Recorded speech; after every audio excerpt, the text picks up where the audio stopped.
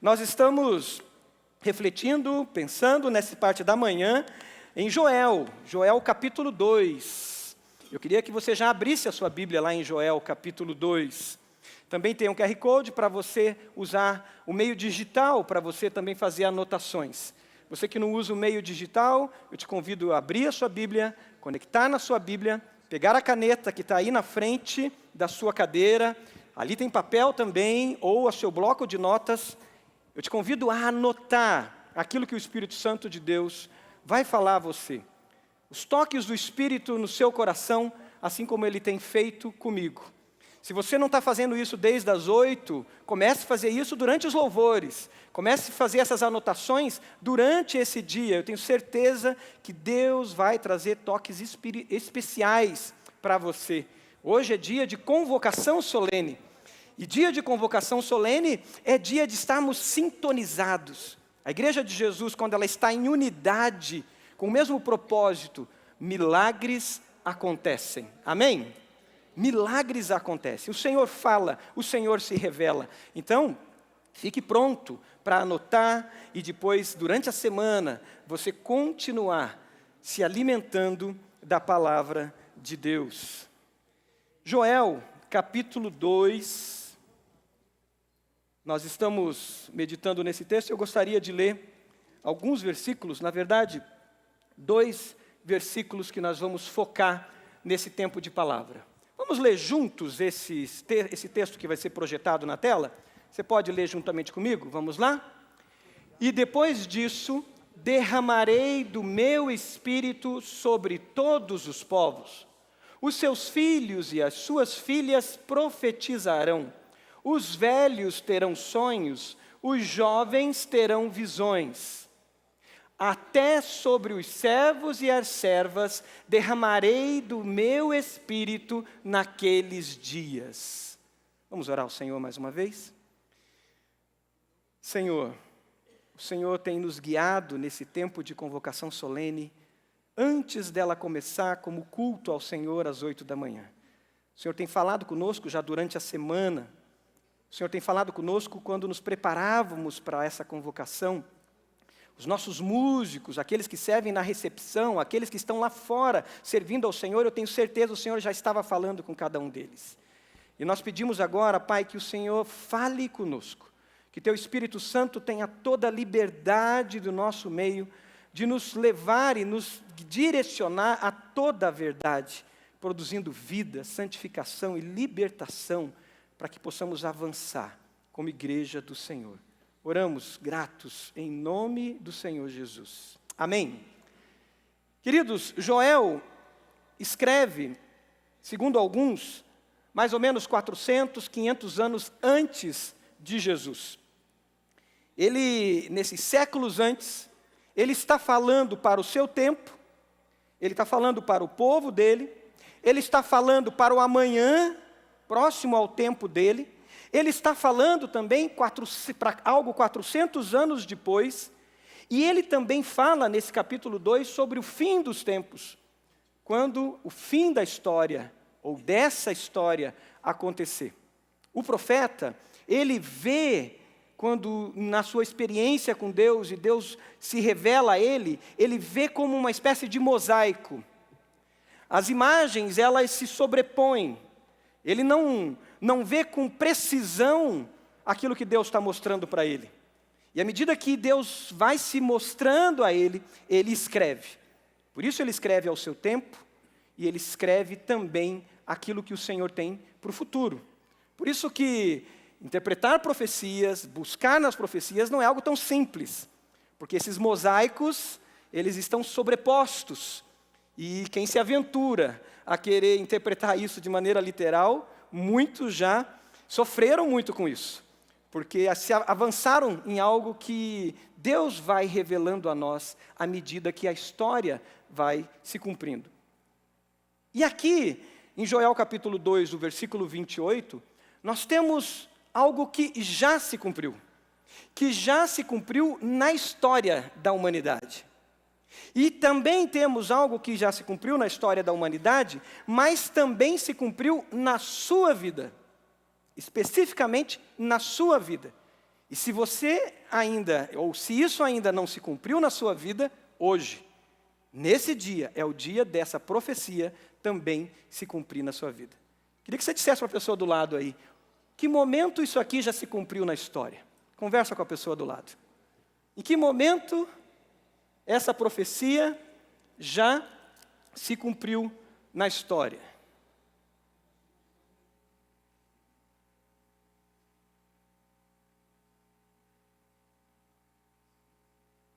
Conversa aí. Se você não sabe o nome da pessoa, cutuca ela e pergunta. E a segunda pergunta agora. Em que momento isso se cumpriu na sua vida? Se é que se cumpriu na sua vida. Você pode contar para a pessoa do lado quando foi que isso se cumpriu na sua vida?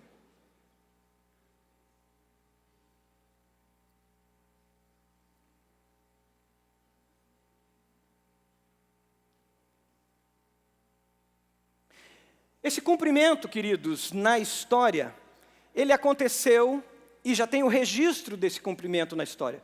Por isso quero que agora você vá para o Novo Testamento e abra lá em Atos capítulo 2. Atos capítulo 2 é o cumprimento dessa profecia na história. O momento aonde essa profecia realmente se cumpre. Não foi só Joel que escreveu sobre esse dia, mas muitos profetas escreveram sobre esse dia. O dia em que Deus mudaria de endereço. O dia onde a história da humanidade, ela teria um novo rumo. Algo muito especial já tinha acontecido. A morte de Jesus Cristo, nosso Senhor, e a sua ressurreição. O fato mais importante da história do universo. Mas a morte de Jesus e a sua ressurreição precisava de algo mais ainda que iria acontecer para que isso chegasse até os confins da terra. Precisava da mudança de endereço de Deus. E Atos capítulo 2 revela isso. E você já vai entender melhor sobre isso. Esse dia foi desejado, foi o anseio de todos. Moisés já falava disso. Moisés, em Números, está escrito que Moisés olhava para o povo e ele desejava o dia em que todos fossem profetas. E que o Espírito de Deus estivesse no coração de todos, habitando em cada um. Moisés recebia o Espírito Santo falava com ele trazia a palavra de Deus e o Espírito Santo voltava aos céus. E Moisés diz, o dia em que todos, homens e mulheres, serão profetas. Isaías 32 fala dessa vinda do Espírito Santo, fala do cumprimento dessa profecia, aonde o Espírito fluiria e aonde ele fosse e encontrasse terra seca, seria transformado em terra fértil. E aonde estivesse terra fértil, seria transformado em florestas. Ezequiel também fala disso. Capítulo 36 de Ezequiel, ele fala do tempo onde os corações de pedra seriam transformados em coração de carne. E o Espírito Santo de Deus habitaria em cada pessoa, em cada coração. Um novo tempo se aguardava. E esse dia chegou. Você pode celebrar com palmas porque nós fazemos parte dessa nova era, desse novo tempo. Você pode dizer aleluia por isso? Nós fazemos parte do cumprimento já de uma profecia. Atos 2 mostra isso. Antes de Atos 2 acontecer, Jesus diz para os seus discípulos, Jesus diz a eles, olha, lá em Lucas capítulo 24, final do Evangelho de Lucas, Jesus disse, não saiam de Jerusalém, fiquem em Jerusalém, até que do alto vocês sejam revestidos de poder. E vocês serão então minhas testemunhas até os confins da terra. Queridos, essa profecia, essa palavra, se tornava um mistério para os profetas. E um mistério para os próprios apóstolos. Eles perguntavam, como é que vai ser isso? Como é que vai se dar esse negócio na prática? Como o Espírito vai fluir sobre toda a terra, e lugares de morte, lugares secos, lugares onde os ossos estão secos, vai se transformar em vida. Era um mistério. Tanto que Paulo, em Colossenses capítulo 1, Paulo diz assim: o mistério que esteve oculto durante eras foi revelado a vocês. E Paulo responde em Colossenses 1, o mistério é Cristo em vós, esperança da glória. Você pode olhar para a pessoa do lado e dizer isso? Cristo em você, esperança da glória. Olha para outra pessoa que está perto e diga para ela bem forte isso. Cristo em você, esperança da glória. Agora, esse mistério foi revelado. Como é que se daria essa transformação? Como é que os lugares secos se transformariam em lugares férteis? A presença de Deus em nós. Não é mais Deus longe lá nos céus. Lembra daquela canção? Né? Deus longe lá nos céus. É Deus em nós. Ele não está lá distante, como dizia o salmista. É em nós. Não é Deus lá no templo, fechado, encapsulado. Não, é Deus em nós. Cristo em nós, esperança da glória. Jesus já mudou de endereço e Ele está morando dentro de você? Se está, diga aleluia. E se você não tem Jesus habitando dentro de você ainda, esse é o tempo para que você deixe Deus morar dentro de você. O Espírito Santo de Deus habitar dentro de você.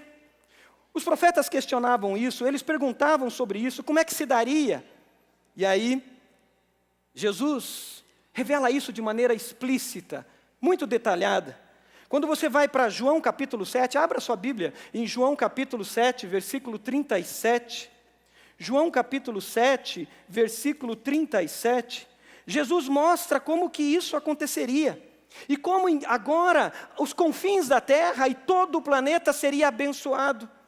Jesus diz aos seus discípulos em capítulo 7 de João, no versículo 37, ele diz: Jesus levantou-se e disse em alta voz: se alguém tem sede, venha a mim e beba. Quem crer em mim, sublinha isso, quem crer em mim, como diz a Escritura, do seu interior fluirão rios de água viva. E aí o autor explica o que era isso. Ele diz no versículo 39, ele estava se referindo ao Espírito, que mais tarde receberiam aqueles que nele crescem. O Espírito Santo em mim, o Espírito Santo em você, nos torna rios. E nos tornando rios, Ele nos leva a fluir esses rios, a transbordar esses rios aonde nós estivéssemos.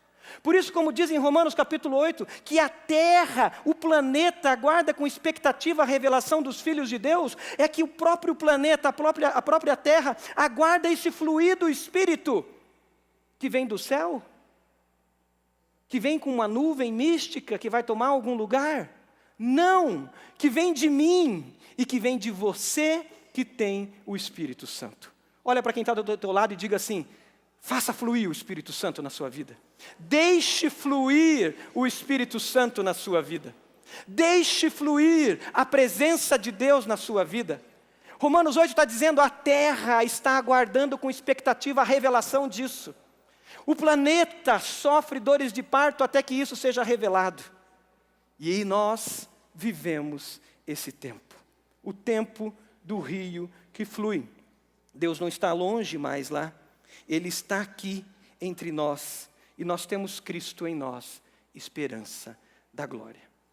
E agora em Atos, eu queria deixar 3 princípios.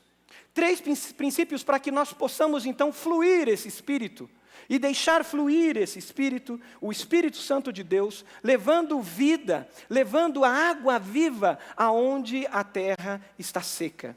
Aonde a terra está árida, aonde ambientes são ambientes de morte, onde ambientes são ambientes de tristeza, onde ambientes são ambientes estéreis, que não produz vida. E por meio do Espírito Santo, isso pode acontecer. 3 situações. A primeira dela, Atos capítulo 2, você mantém a sua Bíblia aberta, vai nos mostrar isso. Esse dia chegou, o dia aconteceu, Eles estavam reunidos num só lugar. Atos 2 diz que o dia de Pentecostes chegou e eles estavam naquele lugar. E de repente veio do céu um som como de um vento muito forte e encheu toda a casa na qual estavam assentados. E viram o que parecia línguas de fogo que se separaram e pousaram sobre cada um deles. Todos então ali ficaram cheios do Espírito Santo e começaram a falar noutras línguas, conforme o Espírito os capacitava. Havia em Jerusalém judeus devotos vindos de todas as nações do mundo. Ouvindo-se o som, ajuntou-se uma multidão que ficou perplexa, pois cada um, naquela multidão, ouvia falar na sua própria língua. Atônitos e maravilhados, eles perguntavam: acaso não são galileus todos esses homens que estão falando? Então como os ouvimos cada um de nós em nossa própria língua materna?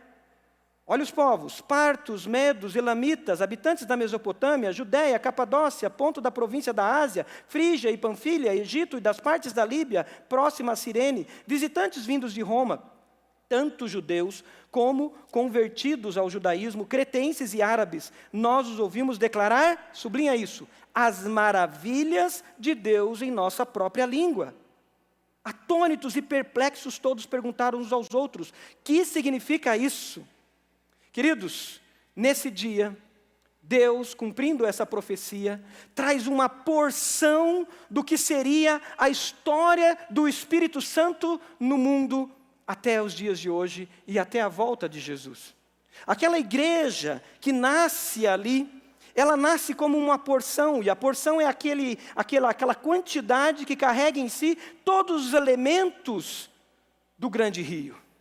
E essa porção ensina para nós princípios de como vivemos plenamente essa vida no Espírito. O primeiro princípio que nós vemos aqui é que nada segura a água. O rio já está transbordante. O rio já está fluindo. E nada segura a água. Quando você tem uma infiltração na sua casa, espero que você não tenha tido essa experiência. Meu pai teve essa experiência há um tempo atrás. E aí chega um vizinho dizendo: olha, estou tendo uma infiltração no meu apartamento, 3 abaixo do seu, e vem daqui. E meu pai: como assim? E depois de chamar engenheiros e discutir, e ir atrás e tal, era verdade. A água descia e ia 3 pavimentos para baixo na casa de um vizinho. Nada segura ela. Ela encontra caminhos, ela descobre meios e ela chega aonde ela precisa chegar. A ousadia do rio é algo que nós precisamos viver. A ousadia de viver no Espírito Santo de Deus. Não na nossa força, mas na força e no poder do Espírito Santo. Quando Jesus diz aos seus discípulos para ficarem em Jerusalém, até serem revestidos de poder, Ele está dizendo: vocês não poderão fazer nada, a não ser que seja no poder do Espírito Santo. E vocês precisam aprender a esperar. Você precisa aprender a ficar. E eles ficaram ali. Eles se reuniam em oração no tabernáculo. Queridos, quando nós paramos um dia como esse, e dedicamos 12 horas de oração, de busca, dedicamos um tempo a mais do que o normal, nós estamos dizendo: Senhor, nos reveste do Teu Espírito Santo. Nós estamos dizendo: Senhor, me enche com o Teu Espírito Santo. Quando nós separamos diariamente um tempo a sós com Deus, de vida e de devocional na palavra, na oração, nós estamos dizendo isso: Senhor, me reveste. Eu sou o rio e eu vou enfrentar desafios, eu vou enfrentar embates. E se eu não estiver pleno do Espírito Santo, eu vou ser uma lata vazia que bate e só faz barulho. Mas se eu estou pleno do Espírito Santo, essa água viva vai penetrar o coração das pessoas que você se relaciona e que você diz que é tão difícil. Vai penetrar o coração daqueles que você às vezes precisa levar a palavra e o coração está endurecido. Vai penetrar ambientes que são ambientes áridos, lá na empresa, lá na escola, lá na faculdade, lá no seu bairro, lá com seus vizinhos. Mas para isso nós precisamos nos encher do Espírito Santo, diariamente, e em convocações como essa. Como fazemos todos os domingos, que a igreja se reúne, separando tempo para crescer. Eles obedeceram isso. E agora, em obediência, eles vivem essa plenitude. Tudo começa com oração. Tudo começa com entrega. Tudo começa com busca da palavra de Deus. Hoje é esse dia de você parar. Talvez você não se programou para estar aqui às 12 horas. Talvez você não se organizou para isso. Eu te convido a parar. Eu te convido a, mesmo em cima da hora, se organizar. Talvez você não vai conseguir ficar às 12 horas. Mas talvez nesse trajeto para a sua casa hoje, ou nesse trajeto para levar e dar alimentação para as crianças, você vai fazer em oração.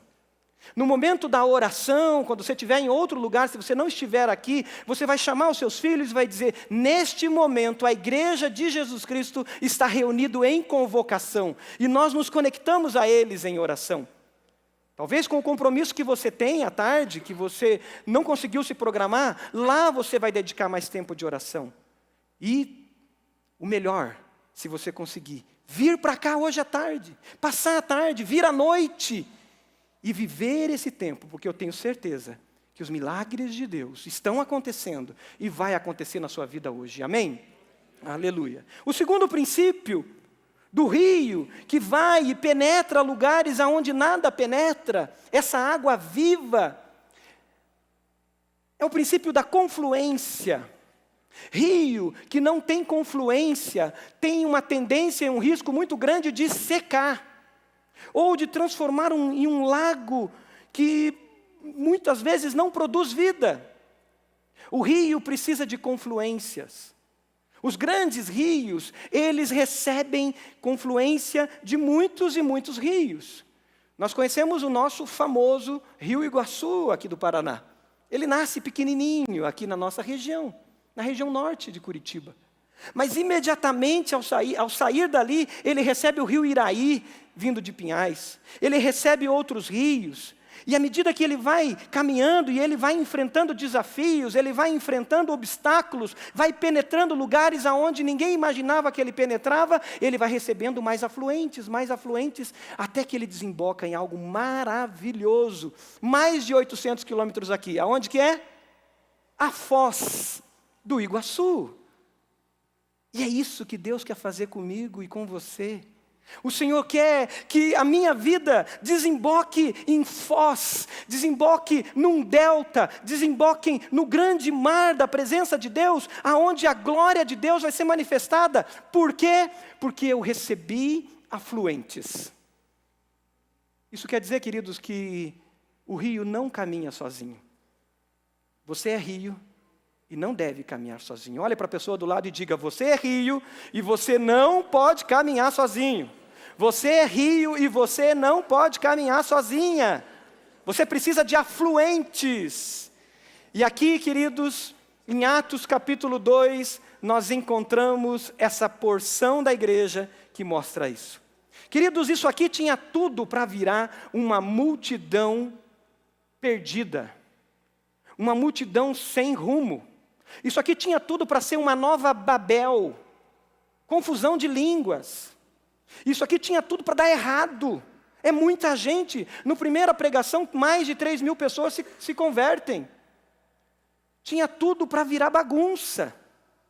Mas aqui a fonte era o Espírito Santo de Deus. E aonde há o Espírito Santo não há confusão. Aonde há o Espírito Santo há direcionamento, há santificação, há transformação. E o que acontece? Atos 2 vai mostrar que eles começam a viver comunidade. Babel trazia confusão. Babel era a união em nome do orgulho, a unidade em nome do orgulho, a unidade em nome da vaidade humana, aonde cada um tinha o seu apartamentozinho. E Deus diz: não. Não será elevada uma torre em nome do orgulho. E agora sabe o que Deus faz em Atos? Deus diz sim. As línguas, as palavras de vida serão para espalhar sobre a terra vida aonde não há vida. E agora aqui não foi construído uma torre, mas a partir daqui foi construído comunidades. Se você ler Atos 2, você vai para o versículo 42, por exemplo, nós encontramos esse povo se dedicando, Atos 2, 42, se dedicando ao ensino dos apóstolos e à comunhão, ao partir do pão e às orações. Todos ali, nessas comunidades de discípulos, estavam cheios de temor, e muitas maravilhas e sinais eram feitos pelos apóstolos. E os que criam mantinham-se unidos e tinham tudo em comum. O objetivo era a confluência. O objetivo é: você recebeu Jesus? Recebi. Vem cá, compartilha comigo as maravilhas de Deus. Você recebeu Jesus? Vem cá, o que Deus está fazendo na sua vida? Não é o que nós fazemos durante a semana, quando nos reunimos nas casas? Nós saímos dessa grande confluência para esse grande rio caudaloso chamado IBB, e durante a semana esses rios se espalham pelas empresas, se espalham pelas escolas, se espalham pelos ambientes e repartições públicas, se espalham pelos condomínios, pelas ruas, pelas vilas, e de repente eles se encontram em porções. Lá em Pinhais, vários, dezenas, lá em Piraquara, lá no Boqueirão, lá em Santa Felicidade, lá em Quatro Barras, lá no Xaxim, lá no Uberaba, lá em Santa Felicidade, lá no Moçunguê, e ele se espalha. E agora, em confluência, esse povo está crescendo na palavra um com o outro. Um com o outro está trazendo vida e vitalidade. Sabe os rios, quando eles se encontram? Eles trazem vitalidade da onde eles vêm. Então, um determinado rio vem de um ambiente e ele traz vitaminas, ele traz elementos da natureza que encontra com o outro, e aí tem uma mistura, tem uma troca, e por onde eles vão produzindo vida. Queridos, nós precisamos dos outros para ter essa troca de vitalidade, esses encontros de milagres de Deus. Se você quer viver plenitude do Espírito Santo, revestimento do poder de Deus, você precisa ser ousado e avançar. Você também precisa de outros. Querido, querida, se você está aqui caminhando sozinho, sozinha, eu quero dizer para você que você é um lago. E sendo um lago, você corre o risco de morrer. Ou você diz: não, mas eu venho todo domingo e eu me encho. Sim, mas se você não tem troca, não tem confluência, não tem outros rios, você vai virar aquela esquina, ou talvez na terça-feira você está seco e seca novamente. Nós precisamos dessas confluências. É por isso que a gente sonha com os pequenos grupos. É por isso que nesses 65 anos, nós sonhamos nos próximos 5 anos, não é isso, pastor Roberto? Termos 1000 pequenos grupos em Curitiba e Grande Curitiba. Se você querer nisso, celebre com palmas e glorifique o nome do Senhor. 1000 pequenos grupos. Nós queremos celebrar os 70 anos da IBB com esses 1000 pequenos grupos. Eu tive o privilégio, há 2 semanas atrás, de estar na casa de alguns irmãos que a gente está fazendo sementes. Se batizaram hoje aqui. E aí eu perguntei para um deles, eu falei: como vai ser o depois daqui? Como vai ser os próximos passos? E aí um irmão disse assim: não, eu quero que a minha casa tenha um pequeno grupo. E eu falei: ótimo, mas eu quero ouvir a dona da casa, que é a esposa. Né, Luciana? Aí ela falou: é isso, pastor. É isso que eu estou sonhando. E eu falei: vocês estão preparados para receber gente diferente que vocês não conhecem? Vocês estão preparados para ver gente que você fala assim: no primeiro momento não deu aquela liga?